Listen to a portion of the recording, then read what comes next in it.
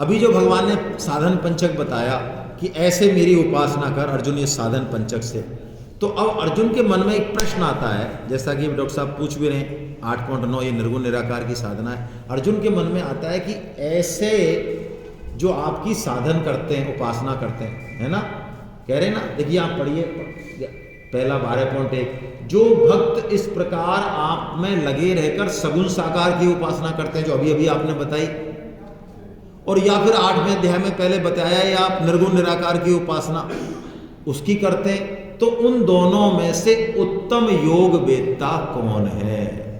Superlative degree है, यहाँ पे सर्वश्रेष्ठ की बात हो रही है। योग वित्तर की बात नहीं है, वित्तम की बात है, सुपरलेटिव है। और मुझे बड़ा आश्चर्य होता है गीता की टीकाओं में कि जो निर्गुण निराकार के उपासक हैं वो इस श्लोक का भी अर्थ जो है खींच तान के बड़ा धुआंधार कर देते हैं, जबकि भगवान का उत्तर बड़ा स्पष्ट है। क्या उत्तर है?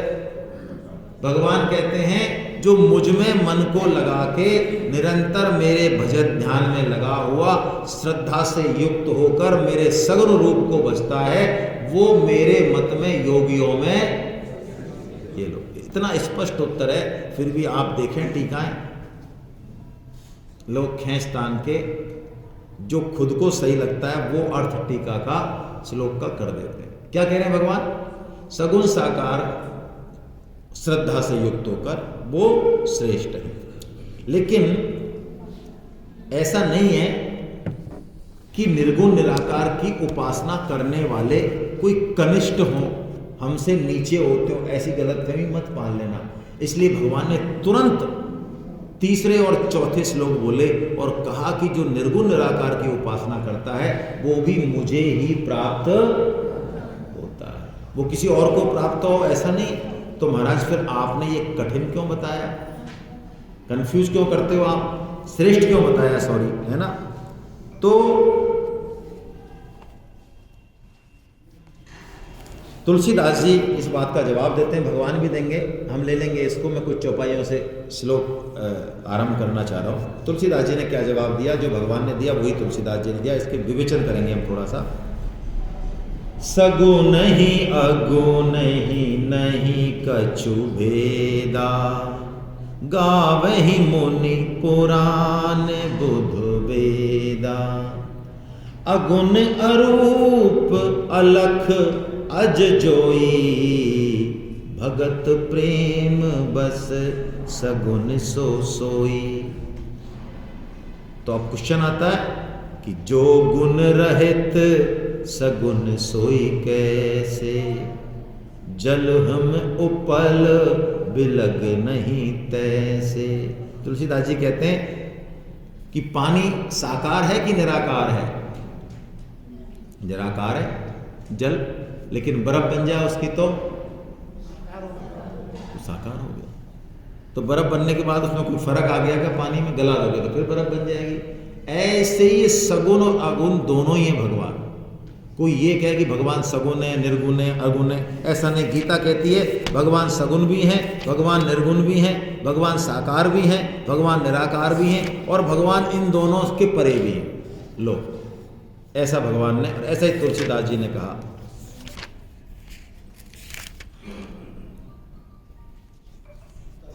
कोई भेद नहीं है ज्यादा, लेकिन फिर भी भगवान ने सगुण को श्रेष्ठ क्यों बताया? अब इस पर प्रश्न करें तो देखिए, ये उत्तर जो है ना वो वैयक्तिक है। वैयक्तिक मतलब हमारे कारण भगवान ने सगुण को श्रेष्ठ बताया। क्यों? हम निर्गुण निराकार की साधन आसानी से नहीं कर सकते। तुलसीदास जी ने भी कहा, ज्ञान अगम प्रत्यू है अनेका, साधन कठिन न मन कहूं टेका। रूप रेख गुण जाति जुगत बिनु, निरालंब मन चक्रत धावै। सूरदास जी ने इसलिए सगुण को श्रेष्ठ बताया कि निर्गुण निराकार की उपासना हम कैसे करें, किसका ध्यान करें। तो सगुण में तो हमारे मन को एक आलंबन मिल जाता है, और निर्गुण निराकार की साधना में भगवान कहते हैं बहुत कष्ट है। क्यों कष्ट है? क्योंकि हम देहाभिमानी हैं, देह में हमारी आसक्ति है, बहुत ज़्यादा आसक्ति है।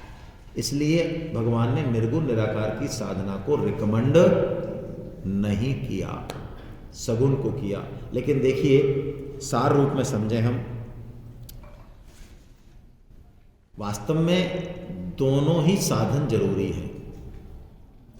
मैं एक उदाहरण से आपको अपनी बात कहता हूं। आप बैंक में जाएं और चेक भरवाए आपसे बैंक का कैशियर, और आप सगुन मत को मानने वाले हैं तो आप शब्दों में लिख दें बस, और अंकों में नहीं लिखें, तो ठीक है। और आप निर्गुण निराकार वाले हैं, निर्गुणी आए, तो आप कहते हैं हमने शब्द लिख तो दिया अंकों में, 11,101 का चेक है, पास कर देते। तो कहते हैं भैया शब्दों में भी तो लिखो, इसको लिखो 11,101। क्या मतलब है? पकड़े चीज को। निर्गुण सगुण को पुष्ट करता है और सगुण निर्गुण को पुष्ट करता है। हम अपने अहंकार में, मताग्रह में प्राय एक को अति पे चढ़ा देते हैं। भगवान के लिए कोई फर्क नहीं है। जैसे माता के लिए अपने दोनों पुत्रों में कोई फर्क नहीं है। माता से पूछे तेरे को कौन सा पुत्र प्रिय है, तो क्या जवाब देगी माता? लेकिन प्रेम उसका, सार संभाल उसकी, केयर उसकी छोटे की ज्यादा है। तो ज्ञानी भगवान के बड़े बालक है और भक्त भगवान के, इसलिए भगवान उंगली किसकी पकड़ते हैं? छोटे की पकड़ते हैं। वो इधर उधर लुढ़कना भी चाहे तो लुढ़कने नहीं देते हैं। और ज्ञानी कहता है कि मैं तो खुद ही चल लूंगा, मेरे को क्या जरूरत है तुम्हारी उंगली की?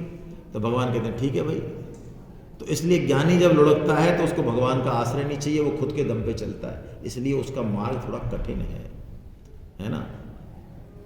मोरे प्रौढ़ तनय सम ज्ञानी और बालक सुत सम दास अमानी, करहु सदा तिनके रखवारी, जिमि बालक राखेहु मैं तारी। इसलिए भगवान ने सगुन वालों को श्रेष्ठ बताया। बहुत सरल साधन है, हमको सगुन का ही सहारा लेना चाहिए, लेकिन निर्गुण को कनिष्ठ या बैर नहीं करना चाहिए। निर्गुण के ज्ञान के बिना हम सगुन को भी ठीक से समझ नहीं पाएंगे। या सगुन वाले की बात कर रहे हैं भगवान, चित्र देख रहे होंगे आप, भव सागर से भगवान ऐसे पकड़ के खींच लेते हैं हमको, कह रहे हैं तेसा हम समुद्धरताम मृत्यु संसार सागरा। इस मृत्यु रूपी सागर से मैं उद्धार कर देता हूं उसको। कैसे? भवामी न चिरात पर, क्षणिक, तुरंत। किनको? मय्य आवसित चेतसाम, जिनका मन मुझ में लगा हुआ है, जो मेरा ही आश्रय चाहते हैं, उनका मैं तुरंत जो है कल्याण कर देता हूं। अब भगवान सगुन साकार के लिए 4 रास्ते बताएंगे, है ना। 4 रास्ते बताते हैं भगवान, आप पढ़ लें 8, 9, 10 और 11 में। कर्म योग, अभ्यास योग, समर्पण योग, भक्ति योग, है ना, ऐसा बताते हैं। और उसके बाद अब देखिए भगवान इसका कंपैरिजन कर रहे हैं चारों का। बड़ा अच्छा श्लोक है, समझें इस श्लोक को, हमारे जीवन से जुड़ा हुआ श्लोक है। क्या कह रहे हैं भगवान? श्रेयो हि ज्ञानमभ्यासा ज्ञानाध्यानं विशिष्यते, ध्यानात् कर्म फल त्यागस् त्यागात् शान्तिरनन्तरम्। एक तो अभ्यास होता है और एक ज्ञान होता है। भगवान कह रहे हैं अभ्यास से ज्ञान श्रेष्ठ है। अभ्यास का मतलब क्या? अब हमें किसी ने कह दिया भैया ये कामतागिरी जी हैं, इनकी परिक्रमा लगाओ और बीच बीच में जहाँ है ना, जहाँ जहाँ भी मंदिर मिले उन पे माथा टेकते रहो और तुम्हारा सब काम पूरा हो जाएगा, तुमको कोई जरूरत नहीं है। कर्तव्य कर्म करो तो, मत करो तो, ज्ञान लो तो, पढ़ो तो, अपने विवेक का इस्तेमाल करो तो हम लगे हुए हैं अभ्यास करने, कर्म कांड करने, बिना ये जाने कि इसके पीछे मूल है क्या, इसका महत्व है क्या, इसका विज्ञान है क्या। तो बिना ज्ञान के सिर्फ एक रोबोटिक स्टाइल में कर्म कांडों को अंजाम देना फायदा नहीं करता। भगवान कह रहे हैं श्रेयो ही ज्ञानम अभ्यासात। अभ्यास से क्या श्रेष्ठ है? हाँ, अभ्यास करें तो किसके साथ करें? ज्ञान के साथ करें। लेकिन ज्ञान से श्रेष्ठ भगवान बताते हैं ध्यान श्रेष्ठ है। वाह! देखिए, एक तो ज्ञान होता है पांडित्य प्रदर्शन के लिए, अपने अहम के पोषण के लिए, और एक ज्ञान है काम में लाने के लिए। मैंने ज्ञान लिया, पढ़ा, तो मैंने अर्जन क्या किया, उसका आचरण है कि नहीं, उसका फल है कि नहीं। ज्ञान तो है लेकिन ध्यान नहीं है कुछ भी। जैसे कि एक कहानी आती है कि एक पंडित जी थे, दुनिया भर के लोगों को वेदांत पढ़ाते, और उनकी पत्नी निरक्षर भट्टाचार्य थी, बड़ी सीधी थी, भगवान में बड़ा विश्वास था, और पंडित जी बड़े वेद के प्रकांड पंडित। तो पत्नी का अपमान करते थे, कोई भी चीज़ छोटी मोटी कमी हो जाए, उठने बैठने में, आसन में, सब्जी अब्जी में, तो बड़ा अपमान करते थे पत्नी का। तू मूर्ख है, तू ऐसी है और वैसी है। अब पत्नी भी सुनती रहती वहाँ बैठी बैठी, ठीक है। अब एक दिन क्या हुआ, घड़ा भर जाता है ना कई बार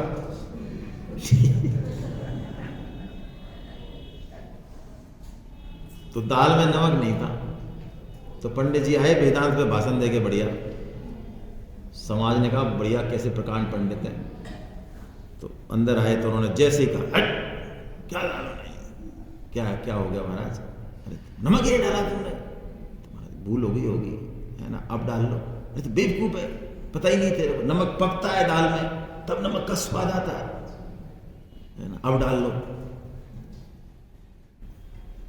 तो पत्नी को भर चुकी थी ना कि महाराज दिन भर आप ब्रह्म की बात करते हो, ब्रह्मानंद की बात करते हो, हैं? जिसको 2 कौड़ी के नमक में स्वाद बना हुआ है, उसको क्या ब्रह्मानंद उपलब्ध हो सकता है कभी जिंदगी में? इतना तो मैं भी समझती हूँ। मैं मूर्ख हूँ, बिना पढ़े लिखे, लेकिन इतना तो मैं भी समझती हूँ कि जिसको 2 कौड़ी के नमक में स्वाद आ रहा है, उसको ब्रह्म का आनंद नहीं आ सकता। पंडित जी हवा खराब करती, उसने एक डायलॉग में पंडित। तो ज्ञान होना एक अलग चीज है, और उसका ध्यान, उसका प्रैक्टिकल एप्लीकेशन बहुत अलग चीज है। यदि ऐसी दिमाग में बात नहीं है तो ज्ञानी का पतन जितना होगा उतना सामान्य आदमी का नहीं हो सकता। भाई आप 5 फीट से पे खड़े हो तो 100 फीट से गिरने जितनी चोट लग जाएगी आपको, काहे को लगेगी? 5 फीट जितनी लगेगी। इसलिए आप पढ़ते होंगे अखबार में सो कॉल्ड ज्ञानियों के लिए वो इतने बड़े बड़े कुकर्म कर बैठते हैं जितने कि हमारे लिए भी संभव नहीं है। इसलिए भगवान ने स्पष्ट चेतावनी दे दी, श्रेयो ही ज्ञानम अभ्यासात ज्ञानाध्यानम। अब महाराज ये रास्ता तो बहुत ऊंचा तगड़ा है, ज्ञान और ध्यान, हम क्या करें? तो महाराज बता रहे हैं हमारे जैसे बिल्कुल LKG वालों के लिए कि ध्यानात कर्म फल त्यागात शांतिरनंद। कोई ज्ञान की ध्यान की क्या जरूरत है अर्जुन? तू ऐसा कर, ध्यान से भी श्रेष्ठ कर्म फल का त्याग है। छोड़ फल को, छोड़ कर्म में लग, बस फल तो मिलेगा अपने आप। कर्म फल का त्याग होती तो एकदम शांत हो जाएगा। आप में से जो लोग मॉल में गए हो, चलो मैं मॉल का उदाहरण देता हूँ, मॉल या माल, मॉल। तो मॉल में गए हो तो कई बार हमारी इच्छा हो जाती है, यार ये चीज़ बहुत महंगी देते हैं, बहुत लूटते हैं, ऐसा करो एक चीज़ को है ना, और जेब में या पर्स में धर के बाहर निकल जाते हैं, क्या दिक्कत है? मन आ जाता है, कहीं आ जाता है मन, और मन में जैसे ये आ गया विचार, तब आपका जो बिहेव है ना वो बिल्कुल अलग हो जाएगा, क्योंकि मन बुद्धि इंद्रियां तो उसमें लग गई कि अब इसको पार करना है यार अपने को आज। तो पत्नी कुछ पूछ रही है, अच्छा साड़ी का कलर कैसा? बढ़िया बढ़िया, ठीक है। और वो कहती है तुम तो हरा कलर तो पसंद करते नहीं हो, आज कैसे बढ़िया बढ़िया? तो वहाँ पर मन बुद्धि है ही नहीं भाई हमारी। अब आप फिर कोई आपके बताता है कान में कि भाई साहब आजकल इन लोगों ने हर एक उसमें चिप लगा रखी है, तो यदि आप बिना उसको डीएक्टिवेट कराए बाहर ले गए तो वहाँ अलार्म बच जाता है ना। ऐसा वो किसी ने ज्ञान दे दिया, पता चल गया कि यार अपन ले भी जाएंगे तो वहाँ पकड़े जाएंगे, अपनी बेइज्जती हो जाएगी। तो फिर आधा हो जाए, क्या कचरे में पड़ गए अपन, हटा अपन क्या लेना, पैसे देंगे लेंगे, जरूरत पड़ेगी तो। जैसे ही आपके मन में आया त्यागा शांति अनंतरम, जैसे ये त्याग की भावना आई एकदम से शांति आ जाएगी आपके मन में, आएगी कि नहीं आएगी? बस तो यही है संसार का खेल। हम कहते हैं ना महाराज परेशान है, तो परेशान खुद की वजह से ही है, ऐसा भगवान कहते हैं। और अब जो सिद्ध भक्त हो गए इन चारों रास्तों में से किसी से भी, भगवान उसके लक्षण बताएंगे 39। 12.13 से लेके 12.19 तक हम 1-2 लक्षण देख लेते हैं, फिर अंतिम श्लोक लेंगे बस आज का, है ना। अद्वेष्टा सर्वभूतानां मैत्रः करुण एव च निर्ममो निरहंकारः समदुःख सुख क्षमी। भगवान कह रहे हैं अद्वेष्टा सर्वभूतानां, किसी भी प्राणी से द्वेष ना करे। करते हैं हम? नहीं करते हैं। देखिए बिल्कुल जड़ पदार्थ भी हो, चींटी भी हो, किसी को भी हमारे सनातन धर्म में मारने का हुक्म नहीं। हम पत्थर को पूज लेते हैं, लोग हमें कहते हैं तो बेवकूफ़ है। अरे बेवकूफ़ नहीं है हम पत्थर थोड़ी पूजते हैं, पत्थर में जो भगवान तत्व है उसको पूज रहे हैं। तुम्हें लग रहा है पत्थर पूज रहे हैं, तुम हो बेवकूफ़। तो हम पहाड़ को पूज लेते हैं, हम पशु को पूज लेते हैं, हम किसी को ही पूज लेते हैं। तो लोग कहते हैं ये बड़े बेवकूफ़ टाइप के लोग होते हैं, हम वैज्ञानिक टाइप के लोग हैं। तुम्हें पता क्या? सर्वभूतानाम अद्वेष्टा सर्वभूतानाम मैत्रः करुण एव च। मैत्री करुणा है सबके प्रति, और भगवान से यदि करुणा करनी है ना तो सबसे प्रेम करना पड़ेगा, यही रास्ता है। इश्क करना है उससे तो सबसे प्यार करो। इबादत का बस यही दस्तूर है। भगवान की इबादत यही है कि हम सबसे प्रेम करें। अद्वेष्टा, मैत्री और करुणा ये भी बहुत विलक्षण गुण हैं। भक्त में करुणा होती है, विशेष करुणा होती है भक्त में। स्वामी दयानंद सरस्वती जी का नाम आपने सुना हो। उनको जहर दिया किसने? उनके ही रसोइये ने जहर दिया। भोजन करते उनको समझ में आ गया बड़ा खतरनाक वाला जहर था। चाहते तो वो उसको निकाल भी देते योग शक्ति से, लेकिन सबसे पहले उनका ध्यान गया उस रसोइये पर। उन्होंने रसोइये से कहा कि भाई तूने जो किया वो तो किया, चल ठीक है। तो एकदम से वो कब गया, उसको समझ में आ गया कि इनको पता किस चल गया कि मैंने जहर दिया। चरणों में गिर गया, रोने लग गया कि महाराज मुझे बहुत पैसे दिए उन लोगों ने। पैसे क्या दिए? लोभ दिया, और इसलिए मैंने जहर दे दिया, आपको गलती हो गई मेरे से। तो उन्होंने कहा ठीक है, अब जो हो गया अब तू यहाँ से भाग जा, क्योंकि अब तेरी क्या हालत होने वाली है वो मुझे पता है। मेरे जो समर्थक हैं वो तेरा क्या हाल करेंगे वो मुझे पता है, इसलिए तो तुरंत भाग जा यहाँ से। तो उसने कहा महाराज मैं कहाँ से भाग जाऊँ, मेरे पास तो 1 रुपया नहीं है जेब में। तो उन्होंने अपनी अटैची खोली और उसमें से जो भी जमा पूंजी थी उसको दी, और उससे कहा कि निकल के ऐसे आगे से फिर बस पकड़ लेना, फिर ट्रेन से लेके अपने गांव भाग जाना। ये करुणा, अपने नुकसान पहुंचाने वाले के प्रति भी ऐसा भाव, ये करुणा कहलाती है। ऐसा कह के भगवान जो है अब अंतिम बात बताते हैं इस अध्याय की। क्या बात बताते हैं? कैसी बात? बड़ी विलक्षण बात है सर इस श्लोक में। देखिए सिद्ध भक्तों के 5 प्रकरण कहे भगवान ने 13-14 में, 15, 16, 17, 18 और 19 ऐसा कहा। उन सिद्ध भक्तों को जो भगवान की भक्ति कर रहे हैं, उन भक्तों को भगवान कहते हैं वो मेरे प्रिय हैं, वो मेरे प्रिय हैं। आप पढ़ लें इन श्लोकों को, अंत में हिंदी में लिखेंगे भगवान वो मेरे प्रिय हैं। इतने बड़े बड़े गुण हैं उनमें जो हम तो सोच भी नहीं सकते। मान अपमान में सम, निंदा स्तुति में सम, किसी से अपेक्षा नहीं, ऐसे बड़े बड़े गुण हैं। उनको भगवान कहते हैं वो प्रिय हैं, वो प्रिय हैं, वो प्रिय हैं। लेकिन अब हम साधकों का श्लोक है ये। साधक कौन? जो चलना चाह रहे हैं भगवान की तरफ, अभी ज़्यादा कुछ आता जाता नहीं है लेकिन चलना चाहते हैं, उनके लिए भगवान क्या कहते हैं? वो मेरे अति प्रिय हैं। वाह क्या बात है। आइए, ये तु धर्म्यामृतमिदं यथोक्तं पर्युपासते श्रद्धाना मत्परमा भक्तास्तेतीव मे प्रिया। कैसी बात है। सिद्ध भक्तों को भगवान ने प्रिय कहा और साधक भक्तों को भगवान ने अति प्रिय कहा। जो मुझ में, लेकिन इसमें थोड़ी कंडीशन है। क्या कंडीशन है? देखिए इस कंडीशन को थोड़ा पकड़ें हम। गीता पढ़ें, गीता समझें, अच्छी बात है, लेकिन इससे ज़्यादा, इससे भी बहुत ऊंची बात है कोई जो भगवान यहाँ कह रहे हैं हमसे। क्या कह रहे हैं? ये तू धर्म्यामृतमिदम, ये जो मैंने धर्म रूपी अमृत कहा तेरे से अभी 11वें अध्याय में भगवान कह रहे हैं यथोक्तम परि उपासते, यथो उक्तम, यथा उत्तम, जैसा मैंने कहा वैसा पालन करेगा यदि तो तू मेरा अतिशय प्रिय है।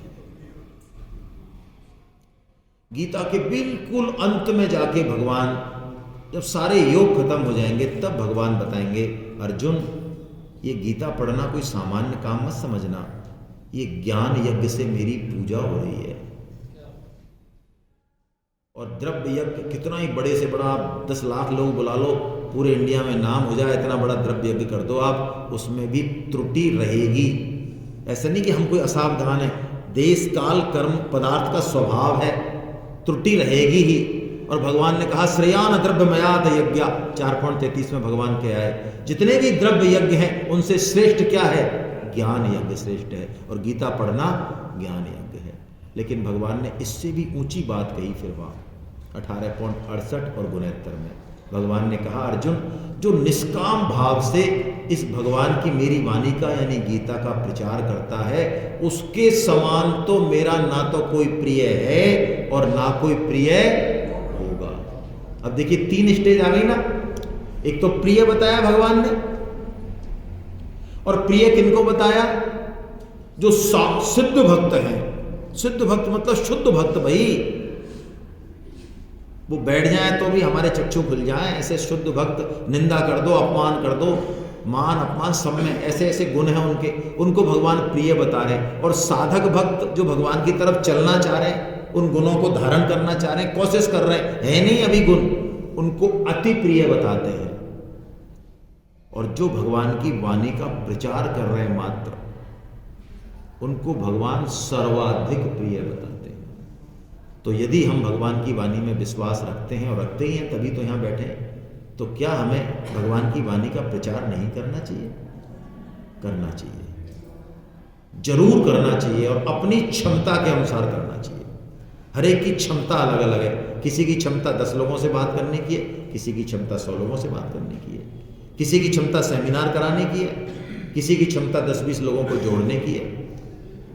लंच के बाद हम एक सेशन लेंगे जिसमें यहाँ कई विभूति बैठी हुई, कुछ लोग जोधपुर में सेमिनार करा रहे हैं, आप जोधपुर से आए, कुछ लोग गाजियाबाद से आए, गाजियाबाद में सेमिनार हो रही है, ऋषिकेश में हो रही है।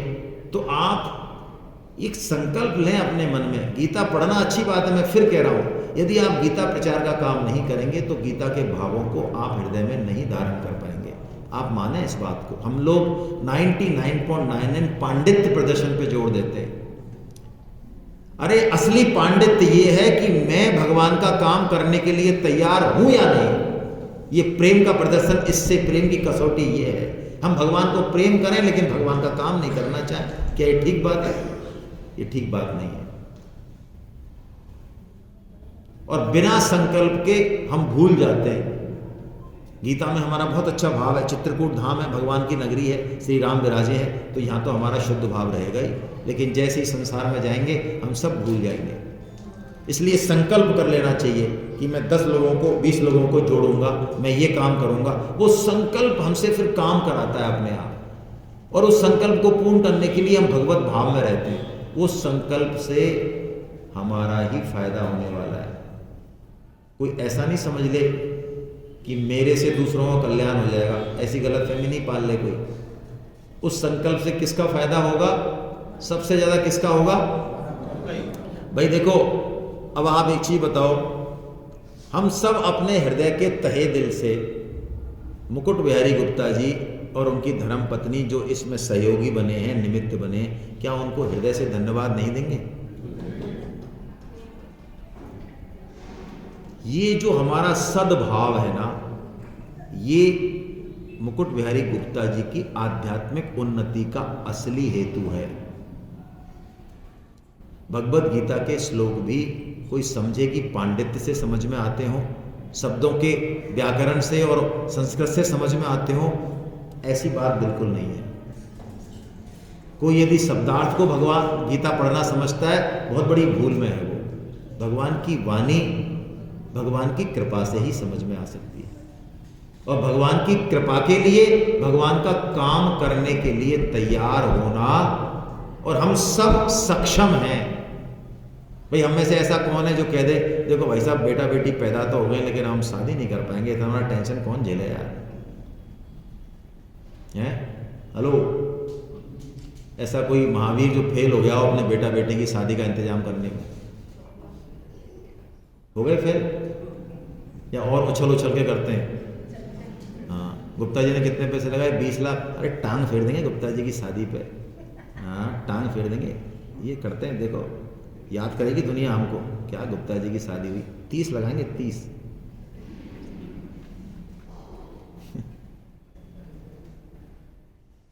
और जब भगवान का काम करने का नंबर आता है, क्या करें भाई साहब, कहते तो हैं लेकिन देखो अब ठाकुर जी कितना करवाते हैं। ठाकुर जी चाहेंगे तो भाई साहब लग जाएगा गीता में ये, और ठाकुर जी की मर्जी होगी तो हम भी चले जाएंगे सेमिनार में, और ठाकुर जी की मर्जी होगी तो लंच हम खा लेंगे, नहीं तो हम बैठे सोफा पे। भाई लंच लगेगा 1:30 बजे, जब ठाकुर जी बिल्कुल पकड़ के ले जाएंगे टंगा टोली करके तो हम खा लेंगे, नहीं तो बैठे महाराज। ठाकुर जी हमको नहलाते हैं, ठाकुर जी बिस्तर पे सुलाते हैं, रात की क्रिया भी ठाकुर जी कराते हैं, सब काम ठाकुर जी कराते हैं। इसलिए गीता प्रचार भी ठाकुर जी कराएंगे महाराज हमारा। वाह, क्या जादूगरी है, जय हो। यथोक्तम पर्युपासते, जैसा भगवान ने कहा वैसा। मन बुद्धि को कह दीजिए खबरदार खड़ी रहे, यहाँ पे तो कुछ भी कहे तेरे कोई नहीं सुनने वाला। मन कुछ भी कहे, बुद्धि कुछ भी कहे, डांट दीजिए उनको।